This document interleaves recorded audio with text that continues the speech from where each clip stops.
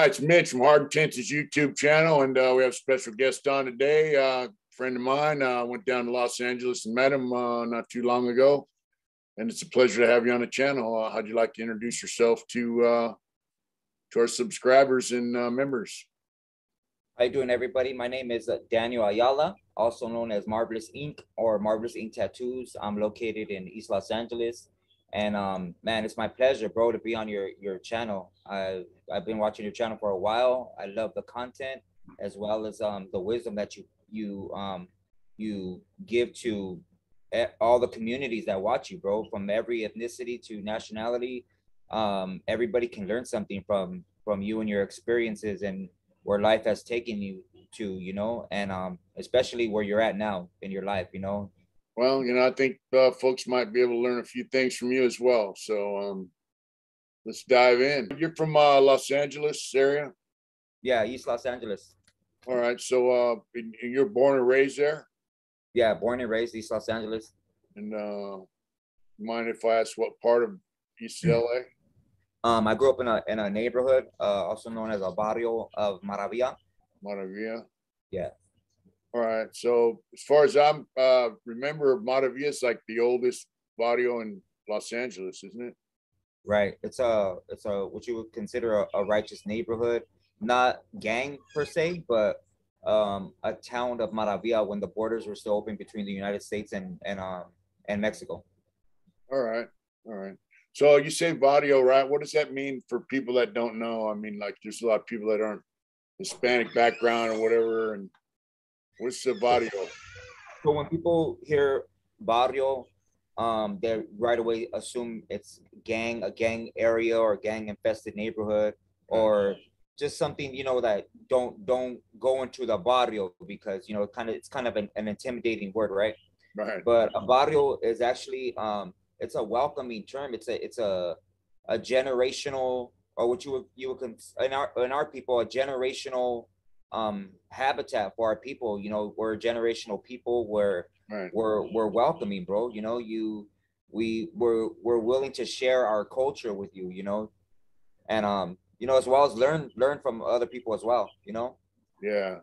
I know I went down to your pad. I didn't feel any, it's like, matter of fact, there was some people driving around, they're looking at us on a motorcycle, and it was, they're like, wow, it's pretty cool. Right. Yeah. So you grew up in Maravilla. So did you grow up in like a traditional mom and dad home? What was your home life like growing up? So yeah, I guess it would be non-traditional for like people on the outside looking in, but for a lot of us growing up in neighborhoods or a place where it's poverty and stuff, there's a lot of gangs, there's a lot of addiction that goes on, a lot of domestic violence that goes on. So it wasn't a good thing, let's say, put it like that. My mom and my dad were both affiliated with gangs. They were both going through their addiction, and I got to see all of that from a very young age with the whole court system, from the juvenile system for the social services, cops coming to the house, me getting taken away, mom and dad going to prison, Yeah. All that.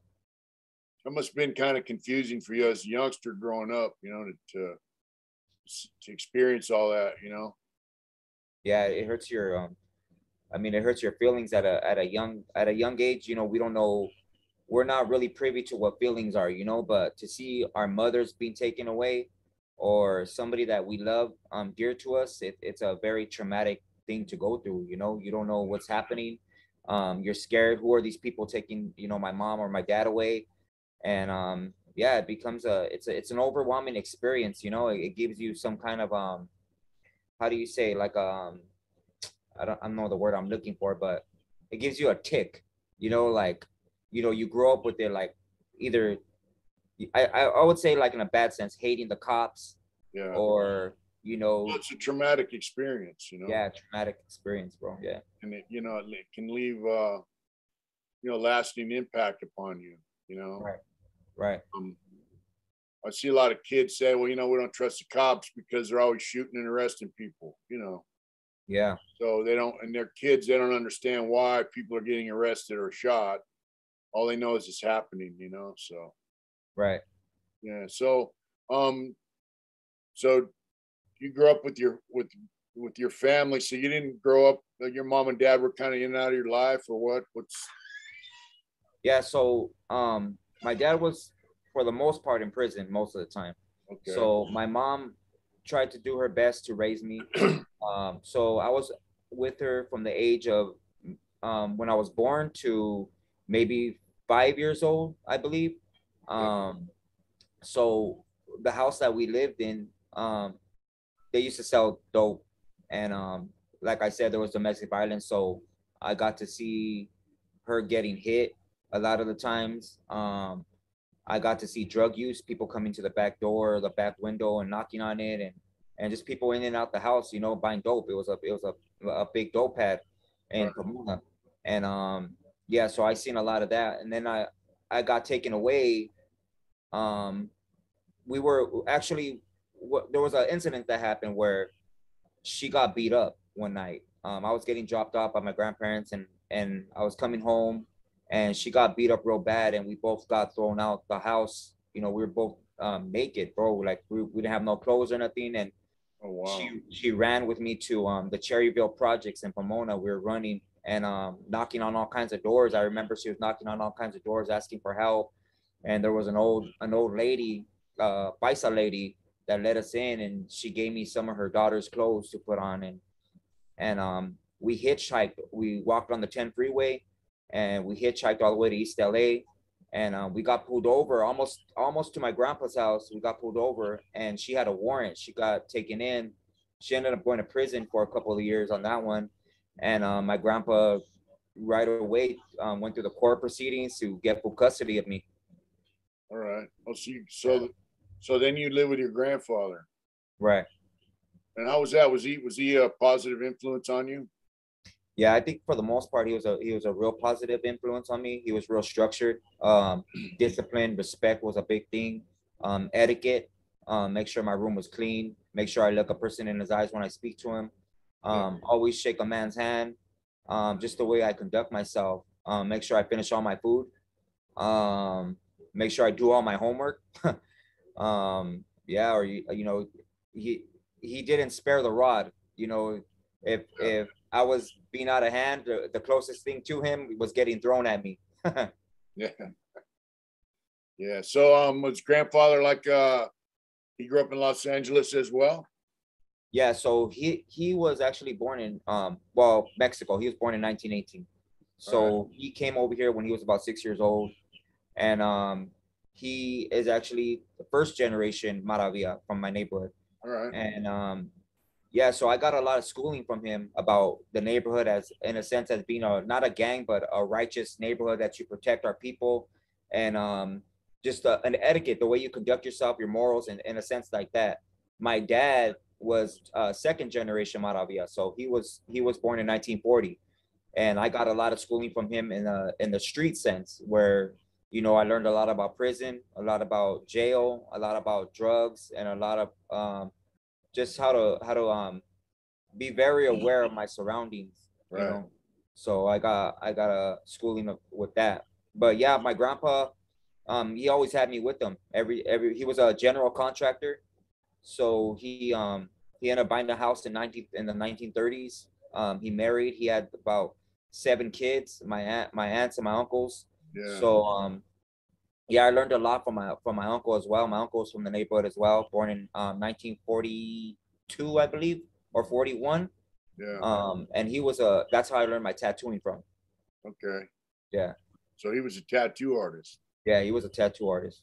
All right. Cool. That now had he been to prison? Yeah, they both were in and out of probably almost every prison. All right. And so like Maravilla is in Los Angeles, but it's not really part of the other neighborhoods of LA, or is it? Or how's that? So You so guys, we're known at Maravilla back in the the early days, when um the whole structure, the mafia came to be, and the northerners and all yeah, that. We were just all considered southerners. right. And and the 19, we'll say the early 1990s, you know, this taxation came to be, and we kind of split apart from that whole faction, Yeah. and we just did our own thing. So Maravilla is kind of a standalone neighborhood, kind of. Yeah. And there's kind of like we don't need to take no orders from anybody. You know, we do our own thing. We protect our own. We bandage ourselves up and keep on going. So there's like different, like Maravilla, Mariana, there's different sections of Maravilla, right? Isn't there? Right. Almost 20, about 27 clicks from Maravilla. Wow. All right. Right. Cool. So and so you got into tattooing. When did you start getting into tattooing and like you grew up around your homeboys, right? Right. So like what people would say, oh, that's a gang life or whatever. To you, what is that? It's more like, I mean, them are dudes you grew up with, right? So I mean, it's more like friends, right? Right. So I was really young when I got into my neighborhood. I was actually I was a little boy. I was 10 years old. I got in 1992 on my birthday. But the gang it wasn't like a gang to me. It was more like family. You know, my cousins were from the neighborhood, and it was just a whole. It was just family, bro. You know, I got schooling from them, and I felt protected by them, and you know, my homeboys called my grandpa. Their moms, you know, we would call them mom, even though I had my mom in my life. But we knew each other like that, and they were also, a lot of my homeboys were generational too. So, you know, me as a little kid, the way I got love was I didn't really talk to my dad because he was in and out of prison, but I always wondered who he was. You know, like I was in search of I guess you could say I was in search of a father. Like I wanted to know who this guy was. And I remember I used to follow him on my bike. I would hop on my GT and I would follow him where he goes. And I remember a lot of the older homeboys would stop me and say, "Hey, mijo, come over here." And they would talk to me, and they say, "Hey, you know, you're so-and-so son." And you know, and they would tell me about my dad. You know, I wouldn't ask him nothing, but they would tell me about him. And it kind of turned me on, like, wow, you know, that's him. But that's not what I seen at home. I didn't see this big tough guy or this, you know, this macho man. I seen you know, I mean, now I could say I don't want to say a lost soul, but a man that was struggling, you know, a man that was struggling with addiction, a man that was struggling to learn how to be a father, a man just with his own trials and tribulations, you know. And he probably just didn't know how to take the reins to the horse and you know, find a good frequency to get on. You know, it was just, so he was just struggling with life, really. Yeah, he was struggling with life. Yeah. So yeah, a lot of the homeboys, you know, his homeboys, they showed me a lot of love, a lot of respect. You know, if I needed anything, if you know, if I looked hungry or I needed some clothes, they would give me a little bit extra money. You know, they would treat me to eat. And yeah, it made me love my neighborhood even more. So yeah, what's the neighborhood's all about, you know? So people looking at it from the outside, they just see like, oh, look at them guys, you know, cholos all tattooed, and you know, they kind of they're like frightened of it, you know. Like it reminds me of in Australia right now, they have a law that says if you're in a motorcycle club, you can't wear your colors. You got to cover up your tattoos. Any club tattoos, you can't display them in public, and you can't associate with each other anymore. It's a law, and they're putting guys in jail for it. And the main reason that they came out with this law is they said that these guys in these motorcycle clubs scare people. People are scared of them, and that's kind of how I think people see, you know, guys from the Barrio or the neighborhoods, you know, that they just see tattooed dudes, you know, with certain dress, certain looks, certain behavior. And so they're scared, you know, they have a misconception of what that really is all about. But, you know, so like, you have certain values you grew up with. So like the neighborhood values, it's like, I grew up with some guys in my neighborhood, taught certain stuff. And it's like, you know, you don't run your mouth about your friends and what's going on. And, you know, it's all about respect, right? You respect each other, respect the next guy, stuff like that. What are some of the positive things you learned from your neighborhood? I think, like you said right now, the biggest thing is respect. You know, I think we're all searching for a sense of respect and stuff. You know, so that's the biggest thing. I think the biggest thing that I've learned is respect, how to respect everybody, bro. Everybody and anybody, you know. Yeah. I guess until that person disrespects you, or you know, they do something that's just off the wall, and you know, you got to do what you got to do. But you know, for the most part, respect. I learned a lot of love, and just um yeah, just brotherhood, bro. I think that's about it, you know. Yeah. And in a world where people are full of disrespect and, you know, they're keyboard warriors and just have no respect for other people or culture or values, it's just like it's kind of refreshing to see that from somebody, you know, for me. Right. You know, I kind of have the same. I don't understand the disrespect that's going on in the world right now. You know, it's kind of crazy. You know, Right. so you know, growing up in LA in the hood, what kind of experiences you have like with law enforcement? Um, um, so all my experiences with law enforcement have been, for the most part, pretty bad. Um, from, you know, like I said, seeing them when I was younger and already having this perception on who these people are, they're the bad guy. Um, and then, you know, just growing up, and you know, a lot of it comes from them. You know, I mean, I'm not placing the blame on them or whatever, Mhm. but you know, we get judged out here a lot. You know, we get judged out here from, you know, the way that we look or the way that we dress, or just coming from they call us a minority, or a ethnicity that's in poverty, and we're already going to grow up to be in gangs and all that. Look at that kid, he's probably going to go to prison. Look at his dad, or look at his uncle, and we're already prejudged out the gate. You know, we don't even have a chance when we're babies to crawl. We got to learn how to run, you know, before we can crawl. You know, our Right. houses are getting shot at. Our family members are in gangs. Somebody in our family is going through domestic violence or some sort of addiction. um yeah, so we're already the underdog, or we're already, you know, the people that are getting, or just like getting judged, you know. So, and then, well, when you grow, like growing up, I got to learn a bigger thing, you know, how a lot of these cops are in gangs themselves. You know, they had a lot of gangs within the sheriff's department specifically that got broken up because they had created factions within their units or whatever, to be like a gang. You know, you get so many points if you shoot a gang member, or if you kill a Really? gang member, you get a tattoo, you earn certain things, you know. And these gangs, you know, everything that I'm saying right now is it's everything that the news has put out there, and that you can look on the internet. It's nothing that it's nothing new to anybody or ratting anybody out. Yeah. It's already out there for everybody to see, especially when you've been through it, you Yeah. know. So, like, for instance, I'll give you an example.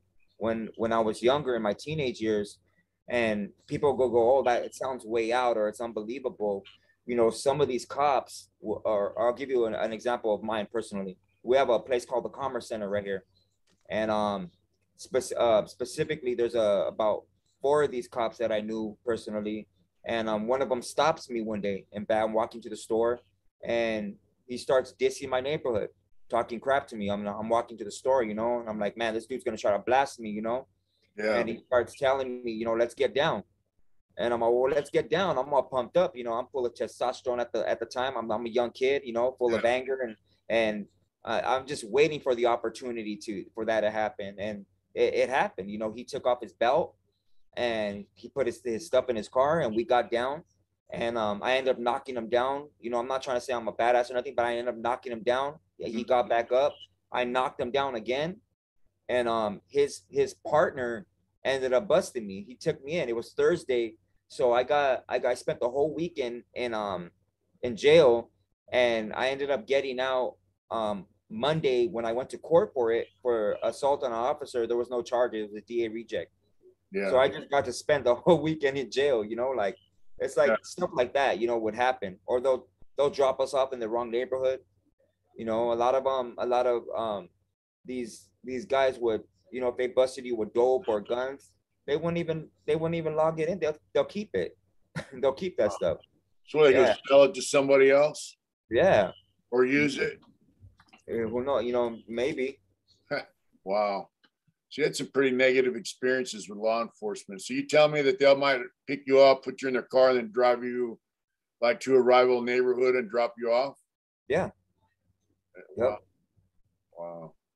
So I don't know. It just seems to me like, we both know not all cops are bad, but it just seems like, bad cops breed bad cops, like Yeah. it's like when cops get around other cops that are negative, bad influence, they kind of fall prey to their program, it sounds like, Yeah. Like I tell people, you know, there's three kinds of cops. There's there's a good cop, you know, there's a bad cop, then there's guys that have been bullied in school or whatever, and they become a cop later on, and they're just taking all this aggression and anger out on people that really don't deserve it, you know. Yeah. And it sucks that a lot of people that are doing time for, you know, stuff they didn't essentially do, you know, they didn't do or commit these crimes that they're alleged of doing, you know. So you got a lot of people doing time that they don't deserve it, man. Do They you don't think deserve the it. cops in your neighborhood, in that area, they set guys up? Oh, definitely, definitely. Wow. So like Yep. it's like they can't get them, so they'll just set them up, plant stuff on them, so they get them off the street or what? Yeah. I have a this case that I was fighting a while back, and the officer, right, he was a head of the gang unit. There was this young kid that used to kick it in the neighborhood. He wasn't a gang member, he was a good kid. He was actually a little skater, and he used to walk around with his little skateboard. He's about 17 years old, right? Yeah. And this one cop, he hates our neighborhood. Any chance he gets to say something foul or bust one of us, he'll do it. Yeah. So he's on this little kid, and he ends up stopping this kid one day, right? And he tells the kid, "Put your fucking hands up." And the kid turns around with his skateboard, and he shoots the kid. Wow. And you can look up this case too. I'll give you the link if you want to post it up. He shoots the kid in the chest and in the head, and the kid falls. He falls down. He dies. And there's a lady she was sitting on her front porch. She's an older paisa lady, and every day she sits out there on her porch while she's seen the cop go to his trunk and put an airsoft gun right there. So they have a whole, and they're trying to settle out of court for about 200,000 for that kid. You know, that was he got killed. You know, because this cop thought he was from our neighborhood. That sucks, dude. That sucks. That sucks. Yeah, it's unfortunate that they have guys. We're supposed to uphold the law, violating the law like that. So that Right. kind of behavior kind of leads you to isolate and stick within your own, and it leads to a mistrust towards law enforcement, really, which is Definitely. Definitely. rightly so. I mean, I don't think defunding the police is the answer, but I think having the right people on the police force is the answer, really. Right. We always say police are for women, children, and old people, Right. my group of friends, we don't call it cops, but some people need them, Yeah. So, yeah. So, you got into art, you're a tattooer, and, so like, as far as, your perspective on life, I've wrapped you a little bit, and you maintain a pretty positive outlook on life to me, despite the things you've been through growing up and, on a daily basis down there, you pretty good positive attitude, I think, personally. Thank you, bro. I appreciate that. I watched your video about the white guy that was pretending to be a Mexican Indian guy. Then he said he was the Sioux Indian and so on. So that was pretty good. You broke that down really good. You're pretty well versed. And so, what kind of, other than just academic education, the guys get, what kind of things have you done to kind of expand your mind and educate yourself? Man, well, I take my grandfather's advice close to heart. He used to tell me